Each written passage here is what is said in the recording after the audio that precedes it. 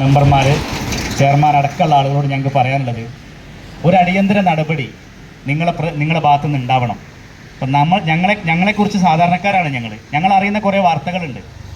ഇതിൽ ഗ്രാമപഞ്ചായത്തിന് ചെയ്യാൻ പറ്റും, ഭരണസമിതിക്ക് ചെയ്യാൻ പറ്റും, പഞ്ചായത്തിൻ്റെ സെക്രട്ടറിക്ക് തീരുമാനമെടുക്കാൻ പറ്റും, ആരോഗ്യവകുപ്പിന് തീരുമാനമെടുക്കാൻ പറ്റും.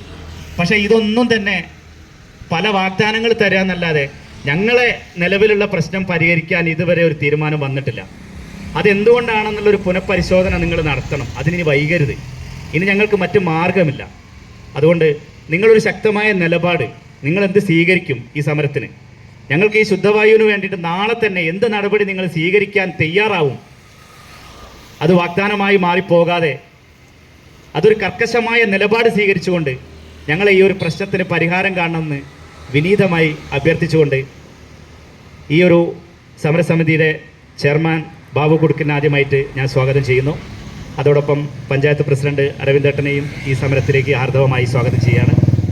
ആശംസകൾ അറിയിച്ച് സംസാരിക്കുന്ന ജോസഫ് മാത്യു, ആരോഗ്യ standing committee chairman, Ayyub, Sajida A P., Azeez, Yuvesh, Anil master, Manjitha, Arsha, Bushra, Ayisha, Ramla, Khader, മുഴുവൻ ആളുകളെയും സ്വാഗതം ചെയ്യുന്നതോടൊപ്പം ഈ നാട്ടിലെ ഈ പ്രയാസം അനുഭവിക്കുന്ന അമ്മമാരെയും പെങ്ങന്മാരെയും സമരസമിതി നേതാക്കന്മാരെയും സ്വാഗതം ചെയ്തുകൊണ്ട്